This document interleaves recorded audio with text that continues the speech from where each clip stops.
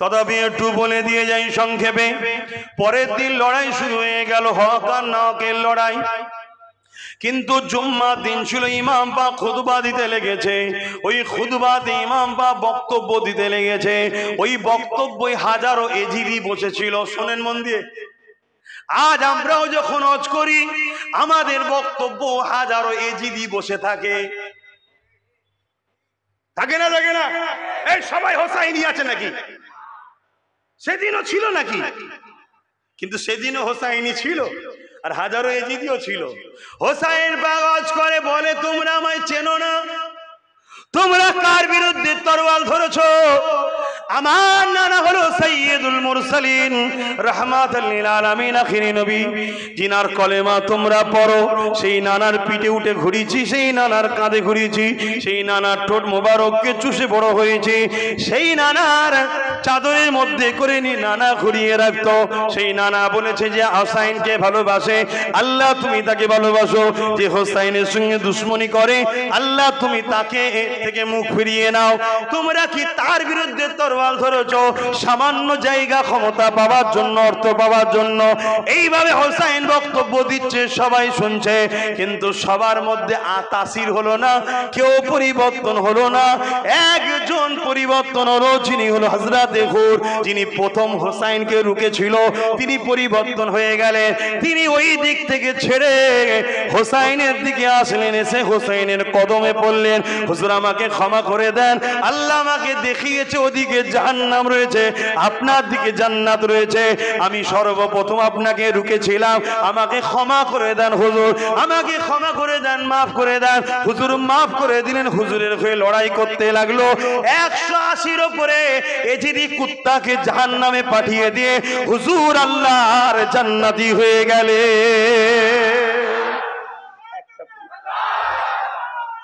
আল্লাহু আকবার। তাহলে হক কথা বললে পরিবর্তন হয় না, হয় না? একটা তো হয়েছে, এটা দায়িত্ব বলতে হয়। হুজুরও দায়িত্ব নিয়ে বলছে, না হয় কিয়ামত দিন বলবে যে আমরা ঘুমিয়ে গেছিলাম, কই হোসাইন তো আমাদেরকে জাগালো না, আমরা এই নেশায় পড়ে গেছিলাম, লোভে পড়ে গেছিলাম, হোসাইন তো জাগালো না। আজও হোসাইনের বংশের আওলাদ তোমাদেরকে জাগাচ্ছে, আমরা হোসাইনের খানদান। শোনো শোনো, সিজরা নামা তোলো, নসব নামা তোলো, দেখো আমাদের বংশ নসব নামাতে কে আছে আর আমাদের বায়াতের সিলসিলা কোথা থেকে আসছে। দেখো, দেখে হুঁশ করে কাজ করো। কথা মাথায় ঢুকছে? হ্যাঁ।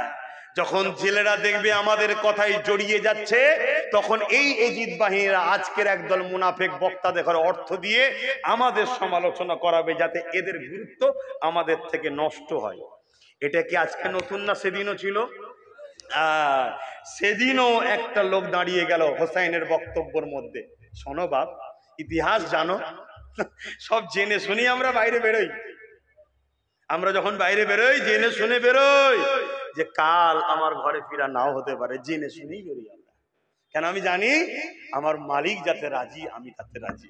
তো সেদিনও হোসাইন হুজুরের বক্তব্য শুনে একজন দাঁড়িয়ে গেল, দাঁড়িয়ে গিয়ে বলছে, হোসাইন আল্লাহ তোমাকে পরকালে জাহান্নামে দেবে। বলুন নাউজুবিল্লাহ। কার কথা বলছে? কার কথা বলছে? যাকে আল্লাহ ঘোষণা দিয়েছে জান্নাতি যুবকদের সরদার, তাকে কি বলছে? জাহান্নামে যাবে। আচ্ছা, এই লোকটা এই ওয়াজটা শিখলো কোথা থেকে? তাহলে এর পিছনে কোনো মুফতি আছে, মাওলানা আছে? এই ঠিক না বেটি? আজকেও কিছু সাধারণ ছেলে দেখবেন আমাদের সমালোচনা করে। ও সাধারণ ছেলে কি বোঝে? ওর পিছনে কোনো মুফতি মাওলানা সেদিনের মতো আজকে আছে না নাই? ওই কান খাচ্ছে। এজন্য বাপ ইতিহাস পড়। এই বাংলায় ইসলাম এসেছে কারো সিলাই গিয়ে জান, এটা জান বাপ। আজকে তো বহুত দরদি বেরিয়ে পড়েছে, বড় বড় জুব্বা লেগিয়ে আল্লে গিয়ে বাবা একদম বড় বড় সব ফতোয়া দিচ্ছে আর দিচ্ছে। দেখো বাপ, দেখো, ফল খেতে খুব ভালো লাগে, গাছটা লাগালো কি খোঁজ নেবে না?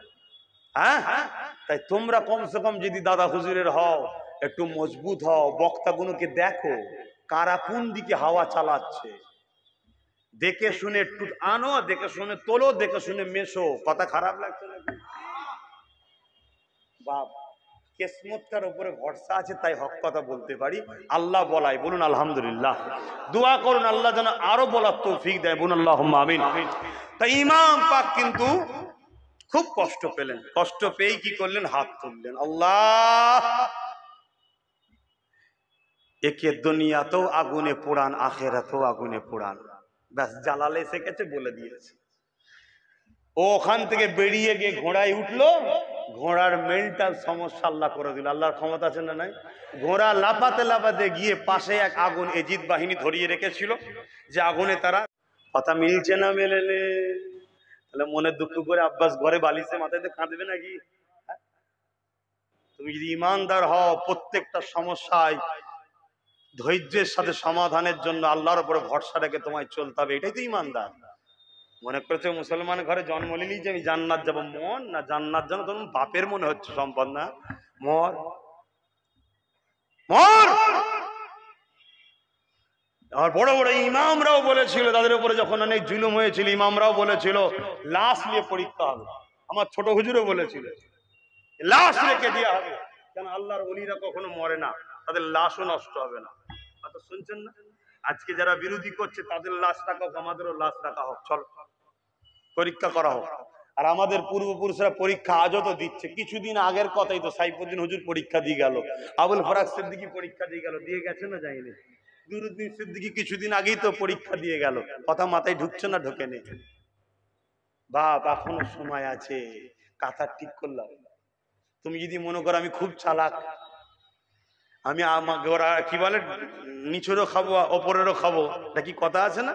গাছেরও খাবো পুরনোও খাবো, খুব চালাক নিজেকে মনে করছো না? না, ফেসে যাবে, কঠিন ফাঁসা ফাঁসবে। আমার ইমাম পাক ওই সময় বললেন, তাহলে একটা দিন আমাকে সময় দেয়া হোক। অনেক বড় কথা, হুর বিন এজিদের আগে থেকেই কিন্তু আমার রাসূলুল্লাহ পরিবারদের উপরে একটু হলো মহাব্বত ছিল, কিন্তু তাই বেউজ্জতি করতে চাইনি।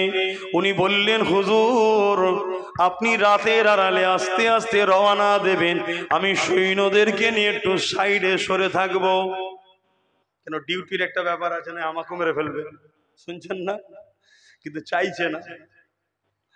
অনেক বড় কথা, এই খবর চলে গেল এজিদ বাহিনীর কাছে যে হুর নরম ব্যবহার দেখাচ্ছে, তাই সঙ্গে সঙ্গে আরো ৬,০০০, এইভাবে ২২,০০০ সৈন্য চলে এলো। কত? এক ইমাম পাককে রুকার জন্য কত? সেই ইমামের ঘরে ছেলে আজকে একজনকে রুকার জন্য সব কুকুর লেগেছে। এ যুবকেরা, তরুণেরা, বাপেরা, মনে রেখে দেবেন, আমার ইমাম পাক ওই সময় তাবু করতে বললেন, তাবু তৈরি হলো। শুনছেন তো নাকি? তাবু তৈরি হয়ে গেল। ওই তাবুতে দেখা যায় সারা রাত ধরে ইমাম পাক কি করেছিল, ওদিকে এজিদ বাহিনীর তাবু তৈরি হলো। আপনারাও শুনছেন তো নাকি? ইমাম পাকের দিকে তো নাকি? তাহলে ইমাম পাকে যদি হন, তাহলে ইমামের খানদানের দিকে থাকবেন না? সামান্যই বিক্রি হয়েছে, ঝগড়া করবেন আমাদের সাথে? চালিয়ে যান, অসুবিধা নেই। আমি বলছি তো অসুবিধা নেই, আমরা প্রস্তুত আছি, আমরা প্রস্তুত আছি। তো আল্লাহ এ পরীক্ষা তো নেবে, প্রস্তুত। সারা রাত ধরে ইমাম পাক তাবুর মধ্যে নামাজ পড়েছেন, কোরআন তেলাওয়াত করেছেন, দুয়ার মধ্যে কাটিয়েছেন। আর ওদিকে এজিদ বাহিনীতে কি হয়েছে? ইতিহাস কি বলে? ইতিহাস শিক্ষা দেয় তো নাকি? বলো বলো, ইতিহাস কি বলে? বাস্তবের সঙ্গে মিলাতে হবে। আজকেও কি হচ্ছে দেখো। আর ওদিকে এজিদ বাহিনীতে সারা রাত নারী নিয়ে নাচ হয়েছে, মদ শরাবের আড্ডা হয়েছে, গান তৎকালীন সময় যে সিস্টেমে ছিল ভাড়া করে নিয়ে এসে আনন্দ ফুর্তি করা হয়েছে। কেননা পরের দিন হক না হকে লড়াই হবে। আমাদের এলাকার দিকে তাকিয়ে দেখেন, আমাদের এলাকাও আজকাল যখন হক আর না হকের পরের দিন লড়াই হয়, সেটা বিভিন্ন সিস্টেম পাল্টাতে পারে। আজকে আমাদের এলাকায় দেখুন, এজিদ বাহিনীরাও রয়েছে, হোসাইন বাহিনীরাও রয়েছে। হোসাইন বাহিনীরা অলির মাজারে গিয়ে দোয়া করে, নামাজ পড়ে, আল্লাহর কাছে সাহায্য চায়। আর এজিদ বাহিনীরা কি করে? লোকের বাড়ি বাড়ি মদ পৌঁছে দিতে লেগেছে, কালকে আমার হয়ে লড়বি। হয় না? হয় না? আরে মিলিয়ে নেন না। আমার কাজ বাপ সত্যটা আপনার কাছে দিওয়া। এই সত্য দিতে গিয়ে যদি আমার জীবনের রিস্ক হয়, হোক গে যাক, এই জীবন আমার নাকি? আমাকে তো ব্যবহার করতে দিয়েছে। কে দিয়েছে? আল্লাহ দিয়েছে। আর তিনি যেদিন বার করবে সেদিনই বেরোবে। আর দিদি যেদিন বার করবে না, সবাই মিলে চেষ্টা করে পারবেন আপনারা? কিছুদিন আগে ভূমিকম্প হয়ে গেল না একটা তুরস্কই, বড় বড় সব পুরুষরা নারীরা সব মারা গেল। একজন মা, তার গর্ভে সন্তান ছিল, মাটাও মারা গেছে, বাপটাও মারা গেছে, কিন্তু ওই অবস্থায় প্রস্রাব হয়েছে বাচ্চা। আপনারা জানেন অনেকে, হ্যাঁ জানেন তো নাকি? ওই অবস্থায় বাচ্চাটা প্রস্রাব হয়েছে, দুনিয়ায় ভূমিষ্ঠ হয়েছে। 2.5 দিন পর বাচ্চাটা ওই বিল্ডিং এর তলাতে, তখন ও জেন্দা পড়ে আছে। জোরে বলুন সুবহানাল্লাহ। কে বাঁচিয়ে রেখেছে?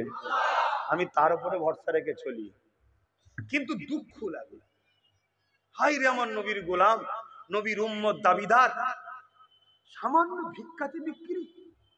হ্যাঁ, তাদের কাছে যারা তোমার মাদ্রাসাকে মিটাচ্ছে, তাদের কাছে যারা তোমার পীর পরিবারের উপরে জুলুম করে, তাদের কাছে যারা সমাজে মদ বিতরণ করে, তাদের কাছে যারা গরিবদের ঘরে লোটে, তাদের কাছে তোমরা বিক্রি হচ্ছ, দলদাস হয়ে আছো, এদের পক্ষ দলদাস করছো।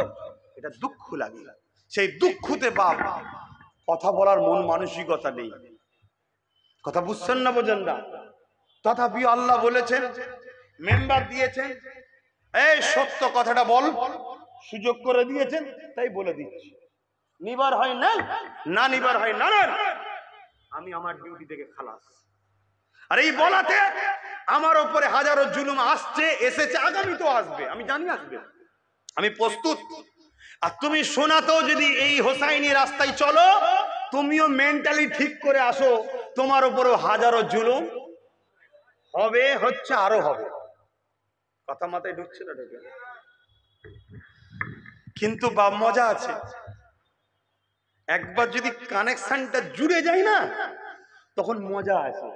যদি মজা না থাকতো, বেলালের বুকে ভারী পাথর চেপে দিল, বেলাল ককরম কি বলে বনভূমির উপর শুয়েছিল কি করে?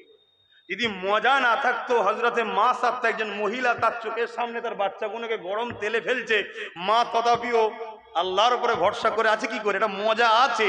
ওই কানেকশনটা জুড়তে এখনো পারোনি, ওই জন্য সমস্যা হচ্ছে। কানেকশনটা যেই জুড়ে যাবে, দেখবে চোখের সামনে মৃত্যু থাকলেও মনে হবে ওই মৃত্যুটাই আমার জন্য ভালো, যে মৃত্যুটাতে আল্লাহ খুশি হয়। জোরে বলুন সুবহানাল্লাহ। কিন্তু সময় তো নেই, আর কি হবে গো? দোয়াও তো করতে হবে, একটু দোয়া করবো না মুসাফির আলা।